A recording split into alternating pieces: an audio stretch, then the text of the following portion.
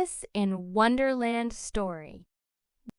On a hot summer day, Alice and her cute kitten, Dinah, were sitting on a tree branch. And under the tree, Alice's sister was reading the history book out loud. But Alice did not listen to her and was floating in her dreams. A world where rabbits wear clothes and live in small houses. Alice took Dinah and came down from the tree. At the same moment, she saw a white rabbit running away, holding a big clock tightly with its paws. "I'm late," Alice said in shock. "How accurate! What can a rabbit be late for?" And she shouted, "Please wait, I will come with you too." But the rabbit continued on his way and kept saying in a loud voice, "I'm late, I'm late," and disappeared in a big hole at the foot of the tree. Alice, whose curiosity was aroused, following the rabbit, she entered the narrow hole with difficulty and began to move inside the tunnel on all fours. Alice suddenly felt that she had fallen from a high place and was falling rapidly, every moment lower and lower, but fortunately her clothes filled up like a balloon and saved her from falling like a parachute. She was floating in the space of the tunnel and slowly moving forward along the length of the tunnel.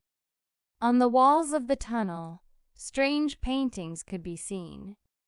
The furniture inside was also very strange. Finally, Alice reached the end of the tunnel. The white rabbit was at the end of a long corridor. The tall man who was in the corner of the tunnel hid again. Alice shouted, "Stop!" and ran after him. At the end of the long and narrow corridor, there was a very small door. Alice shook the handle. A voice said, "Hey!" This sound was from the door handle. Alice said, "I'm looking for the white rabbit. Please let me in." The handle replied, "I'm sorry, you are too big. Drink some of that bottle." Alice looked around and found a bottle that said, "Drink me." Alice first tried a few drops of it and then drank it to the last drop. At that moment, Alice started to shrink. She became so small that he could easily escape through the small door. On the other side of the door, Alice was at the beginning of a large forest. Suddenly she saw the white rabbit again from far away among the trees and started running after him.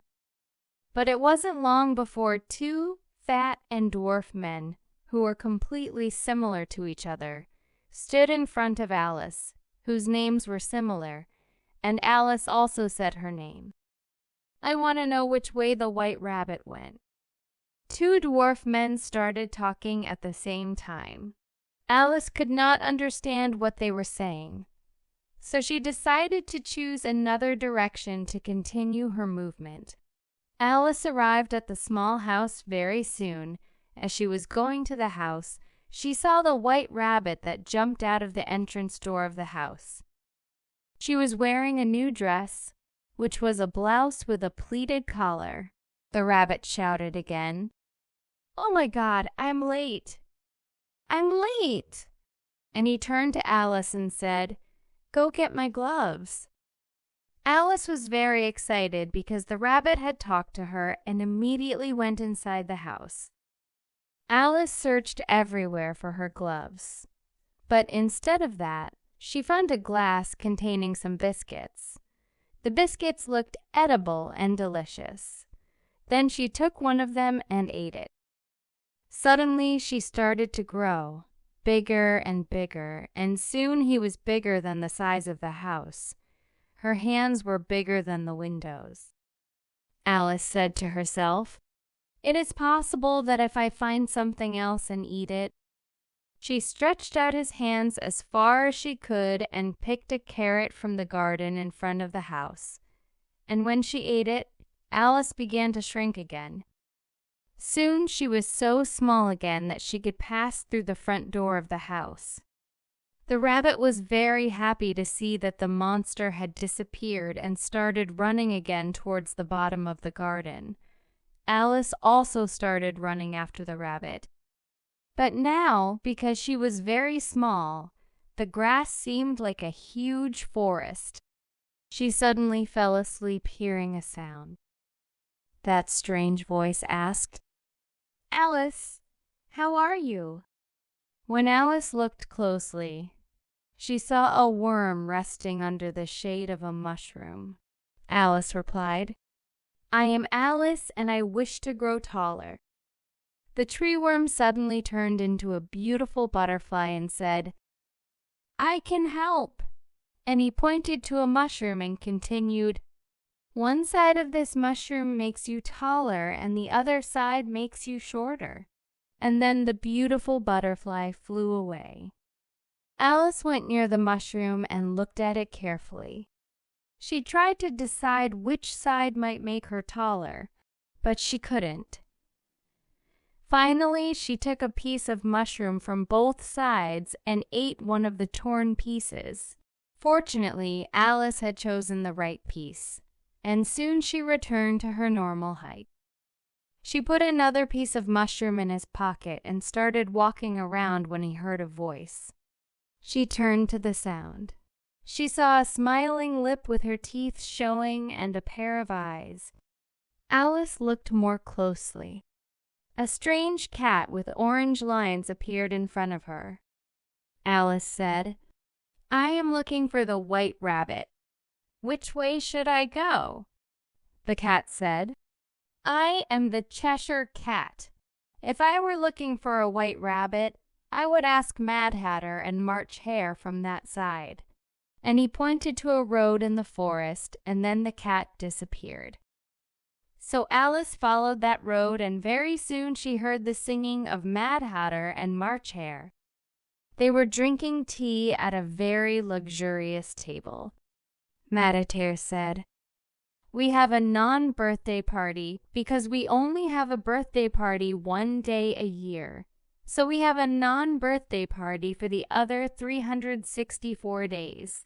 March Hare asked Alice where she came from, and Alice began to explain. "Everything it started from there when my cat Dinah and I were sitting on a tree branch and suddenly a squealing sound was heard. 'Oh, cat!' And then a little mouse jumped out of the teacup and started running around the table. Mad Hatter called, 'Take it!' At this time, the white rabbit appeared again and said again, 'There is no time. I'm late,' and disappeared again a little further away. Alice shouted, 'Wait,' and got up from behind the table and ran after him. Alice was tired of passing the strange roads in this wonderland and said to herself, 'I'd better go back home.' But suddenly the Cheshire Cat appeared and said, 'You cannot return home without meeting the Queen.' After saying this, a door opened from the tree near them.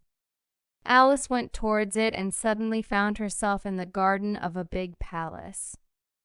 She was surprised to see two playing cards that painted white roses with red paint. The cards explained that the Queen of Aces had ordered red roses, and they were painting the white roses red in hopes that she wouldn't notice. At that moment, the big palace door opened, and the White Rabbit came out in a parade and announced, "The Queen of Hearts," and the king walked towards the rose bush and asked in a serious tone, "Who has turned my roses red?" "Off his head." And then she noticed Alice. While trembling with fear, Alice said, "I am looking for the way back home." The queen shouted, "The way to your house?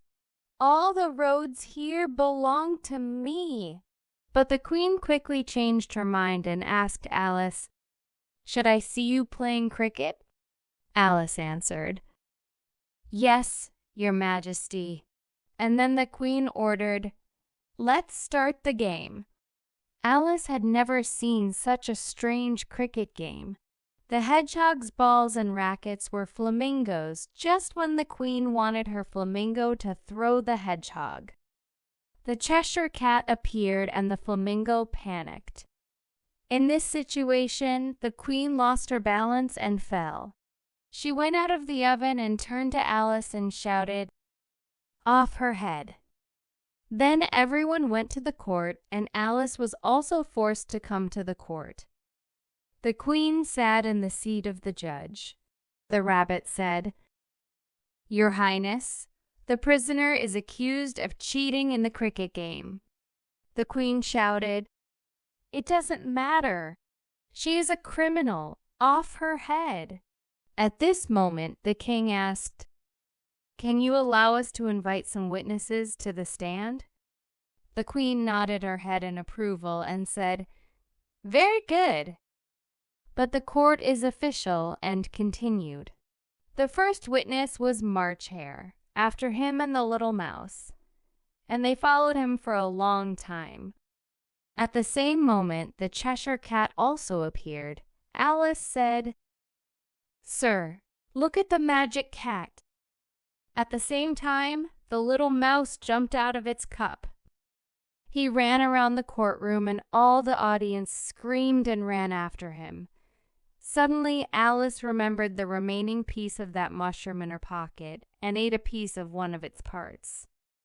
She suddenly began to grow again, bigger and bigger, so that everyone present was horrified.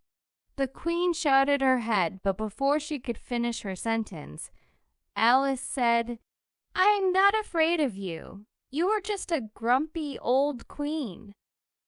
It wasn't until Alice said something that she felt herself getting smaller again. The queen asked triumphantly, "Well, tell me now, what did you say, my dear?"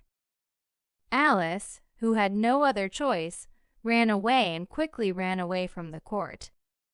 But very soon she lost his way in the winding hedges.